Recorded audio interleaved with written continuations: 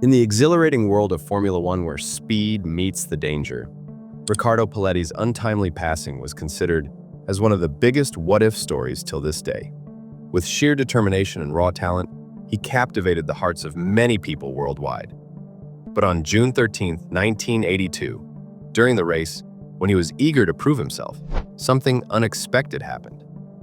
Join us as we cover the life of Riccardo Paletti and try to uncover the details behind his tragic end.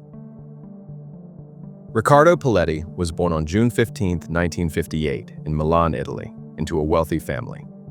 His father, Riccardo Paletti, was a successful businessman who provided both financial help as well as opportunity to Riccardo. And this financial backing would later end up becoming a crucial part in his motorsport journey. Riccardo's story and debut in the racing world was far from conventional. He didn't start racing from an early age, nor did he have any initial interest in motorsport. Being raised in Milan and exposed to many outdoor activities, he was more inclined to more traditional sports such as skiing and martial arts. In fact, some reports even said that he became Italian junior karate champion at the age of 13 and had made it to the national alpine skiing youth selection. And this initial exposure taught him the importance of precision and mental fortitude, which would later help him in the long run. According to his parents, Riccardo initially never dreamt of racing or F1 glory, where he was living a more balanced life, doing studies and outdoor activities. That said, as motorsports started booming in popularity in the 70s, Riccardo slowly developed an interest in racing. He didn't start his journey like usual racing prodigies who began with go-karting. Instead, through the financial backing, he made his debut in the Formula Ford Series in 1978, where he was driving Osella. And although not having any prior experience, his raw talent shone across the races, where he clinched 2 second-place finishes and overall 3rd place. Not stopping there in the same year, he also made his debut in Formula 3, where he competed in the Italian Championship. And it was during these races, his initial interest for motorsport turned into passion, which drove him further to climb the racing ladder.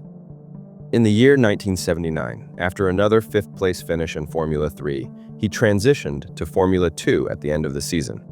And although his performance in the initial races was satisfactory, with his best being an 8th-place finish in Misano, it became a major learning experience for him.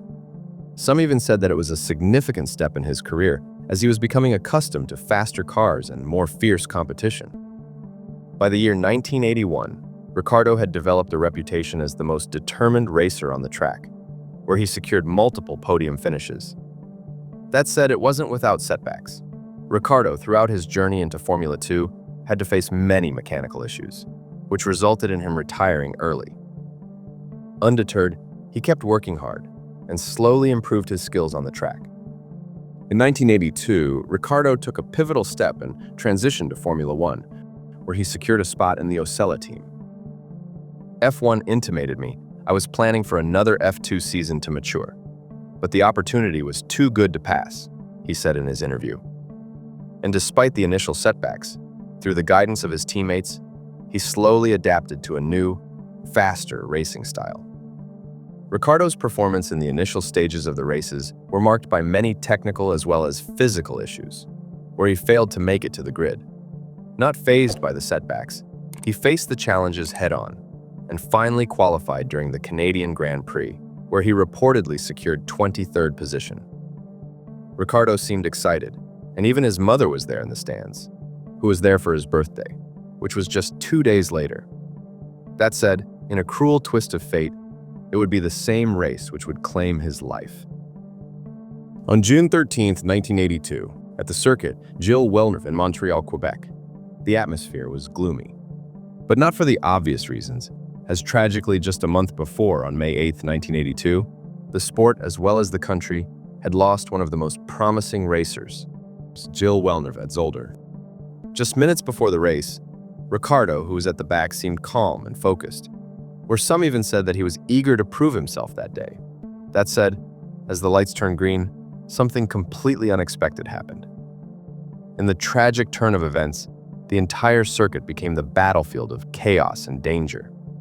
The incident started after the formation lap, where the cars started positioning on the grid. Just seconds before the race, Didier Pironi, who was driving the Ferrari at the pole position, raised his hands to notify the technical problem in his engine. And unfortunately, before he could get out of his vehicle, the lights immediately turned green. The complete chaos-like situation took place, where the racers started speeding through the track while trying to avoid the stationary vehicle. Brazilian racer Raul Boesel, who couldn't react in time, tried to immediately navigate his car and accidentally clipped the back left side of Pironi's Ferrari. The sudden shift in momentum made his car spin out of control, which then came in contact with Eliseo Salazar and Jochen Mass's cars, causing a minor impact. It happened so quickly that spectators in the stand had no time to understand the gravity of the situation.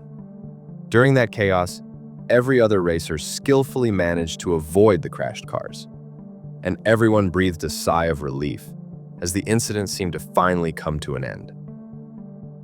That said, Riccardo, who had started from the rear position, couldn't see the stationary vehicle because of the low visibility. As he reached the scene, he had little to no time to react and ended up slamming at the rear portion of the Ferrari. The intensity of the impact was so massive that the nose of Riccardo's car completely broke off, where, according to some witnesses, he suffered a heavy blow and immediately fell unconscious. Plus, the fuel tank of his car also got hit, where the leaked fuel started spreading on the track. Didier, who seemed completely unharmed, immediately got out of his car and ran towards Riccardo to provide the initial help. Track marshals, as well as FIA medical person Sid Watkins, quickly climbed the debris and inserted a respiration tube to stabilize Riccardo's condition. That said, nobody could have foreseen the nightmare that was about to unfold. Shortly after the rescue operation started, the leaked fuel caught fire, and the flames completely engulfed his vehicle. The firefighters arrived at the scene in just 18 seconds, and it took roughly 10 minutes to extinguish the fire because of the intensity. However, the danger was far from over, as the rescue team suspected that fire could easily reignite, looking at the sparks which were coming from the engine. And after what seemed like 25 minutes, they managed to successfully recover Riccardo from his car. He was quickly airlifted by the medical helicopter to the Royal Victoria Hospital in Montreal, where he was pronounced dead on arrival at the age of 23. Meanwhile, the race, which had come to a halt at the circuit, was continued after a lengthy cleanup. Didier Pironi, who was shaken up by the accident, decided to participate in the race using a spare vehicle. The grid was adjusted according to the setbacks, and after 70 competitive laps, Nelson Piquet from BMW won the race, which he decided to dedicate to Riccardo. "It is a dangerous sport. It is the risk we take," said Piquet in his interview after the race. Shortly thereafter, the medical team issued a report revealing that the primary cause of death was severe chest trauma, which could have been caused from impact with the steering wheel. Further medical reports showed that Riccardo had also suffered a torn aorta and had fractures in both of his legs. The investigation that took place after the incident revealed some important factors which led to this tragedy. So, the initial report stated that Raul Boesel's car slightly scratched the Pironi's rear tire, which pushed the stationary Ferrari a little ahead. Plus, this small nudge created a friction, which caused tire smoke to spread on the track, which resulted in a poor visibility. Riccardo, who had started from the 23rd position, was traveling at the speed of 110 miles per hour and reportedly had no time to react.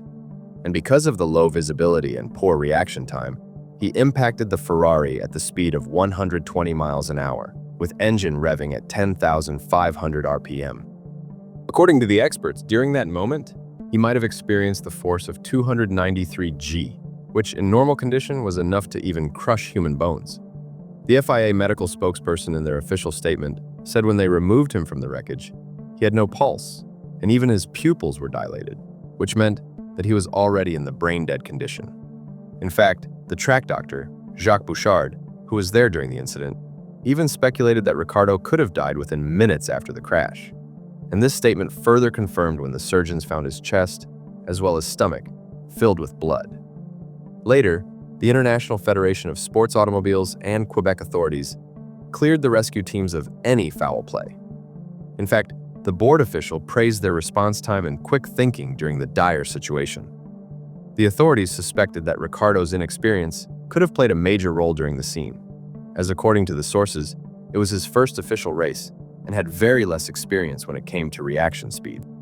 In the end, it was just a cruel twist of fate, which took the life of one of the most promising racers in the world of motorsport. After the autopsy, Riccardo's body was flown back to Italy by Canadian Pacific Jet, which was arranged by his father.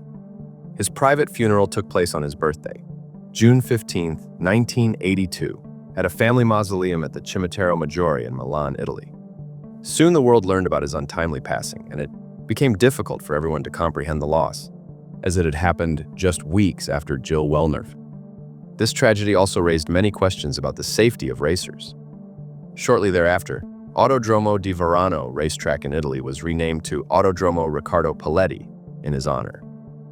In the same year, an altar was placed in the church of Santa Maria al Carabiolo for people to pay their tributes. Riccardo, without a doubt, was a rising talent in Formula One, and his death still remains one of the biggest what-if stories to this day. And although the world had forgotten about him, his passion and determination still lives on in the people who admired him. And even after so many years, people on the internet had kept his memories alive through discussions and preserved photographs. It was undoubtedly a major loss for F1, leaving fans and fellow drivers wondering what could have been. So if you enjoyed this story of Riccardo Paletti and want to see more racing stories, then make sure to check the rest of our channel. And if you are new here, don't forget to subscribe to the channel and hit the like button. That's all for today, and we will see you in the next video with a new story.